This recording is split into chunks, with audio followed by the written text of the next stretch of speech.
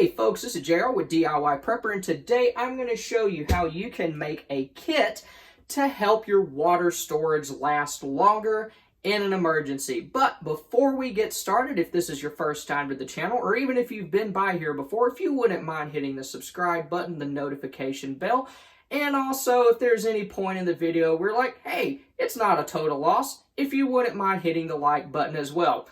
Let's get started.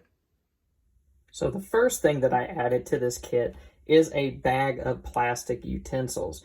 And that might seem a little bit weird, but when my family and I went through that 2021 Texas ice storm, we found ourselves having to use more water than what we wanted to, cleaning things like, forks and spoons, plates, dishes, things like that. So my thought behind this is we use less of our stored water, have to boil water less if it's a boil water notice, if we use these plastic utensils. And in this bag I got forks, I got knives, I got spoons, and that's probably going to be enough in here to last me and my small family, me, my wife, my toddler, for probably at least a week. The next thing that I added to the kit were paper plates and paper bowls, and my reasoning for that is pretty much the same as why I added plastic utensils. I don't want to have to waste my water doing dishes. So these paper plates and bowls are very easy to get rid of. Unlike styrofoam and plastic, you can burn these safely as long as you have a place to do it where you're not going to torch the entire house. The next thing that I added to my kit were disinfecting wipes. And the reason why is these are already damp. You're not going to have to use your water supply to dampen a rag to wipe things down. They also kill bacteria and viruses, so you can help keep your kitchen, keep your living areas clean if there's a mess. But I would recommend keeping these in probably a large Ziploc bag so that they do not dry out as fast, so that you don't get them and be like, oh crud, they're already dried out. And also check on them from time to time to make sure that hasn't already happened and replace them as needed. Another thing that I added to the kit were flushable wipes. Now, the sanitation wipes, those are more for cleaning things like countertops and floors if you need them. But these, you can use them to give yourself kind of a good wipe down, kind of if you can't take a bath, something like that. This is far better than nothing. Also, I would probably go with a package a little bit bigger than this if you have room in your bucket. You can always make multiple buckets if necessary. Have one bucket for these, one bucket for sanitation wipes, whatever the case is, depending on the size of your family and how long you would like the kits to last for. But these are good just for personal cleaning. The next thing that I added to the kit was hand sanitizer. And the thing about hand sanitizer is it allows you to clean your hands without having to use your water. If you're using, like let's say you have a Reliance Aquatainer draped over the sink and you're washing your hands, then you are using a just absolute ton of water to do that. So hand sanitizer, everybody knows how that works. You just squirt it on your hand, rub it in, and then you should be good to go. The next thing that I added to the kit was a Sawyer Tap Filter. And that whole situation with the Texas ice storm, that's what made me want to get a hold of one of these.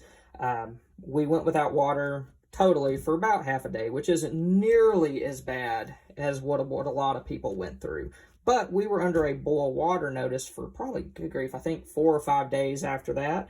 So what we did is we used our water storage as our drinking water because we knew that was pretty much clean. And then for dishes, since we don't want to waste that good water, we just boiled it up and did dishes that way. Now, when we were doing that, we would have to boil water on the stovetop and then dump it into a huge roasting pan. And we had to go through several pots of boiling water before we had enough to do dishes. And that was a big pain in the butt, especially when it came to like rinsing and stuff. So what I came up with for rinsing was I saw this and I was like, hey, this would be perfect. We could kind of clean the dishes and then rinse them off straight from the tap because this will remove bacteria and protozoa, which is mostly what you have to worry about in an area such as the United States that has good water, water treatment facilities. and it comes with this and a bunch of adapters. And I did a full review on this filter that you can find by clicking here, and I'll also put a link in the description down below so you guys can go check it out. Another thing that I included in my kit was trash bags. If you were going to be using a lot of like paper goods and disposables, then you're going to need trash bags to hold those until you can get rid of them. Also, trash bags can serve as a way to gather more water. You spread them out, put them out in the rain, position them so where the water runs into a bucket or a pitcher or something like that. You can collect water, and then it's good for the poops. Okay, you can put this over the bucket, put a toilet lid on top of it, or if you have a camp toilet, that's even better. And the bad stuff goes into this, and you can just dump some kitty litter on it, tie it up, and then put it somewhere safe until you can get rid of it. I included paper towels in the kit as well. That way you're not having to use rags that you'll have to wash later on. Paper towels just have a ton of uses. They're also flammable, so if you needed to start a fire, they will work good for that also. Another thing that I would recommend keeping in a water preservation kit is some sort of squirt bottle. And this obviously isn't a squirt bottle, but you can kind of convert it into one, which I'll talk about in just a second. But the point of having a squirt bottle is so that you can spray water onto a specific location to clean things. Things like toothbrushes, if you want to rinse dishes off, you don't have one of those Sawyer Tap filters, things like that. It allows you to put the water exactly where you want to, and it saves a lot more water than just dumping water on top of something. So I mentioned this in a previous video, but what you can do is you can just take a needle or something like that and then poke a hole in the top of that water bottle.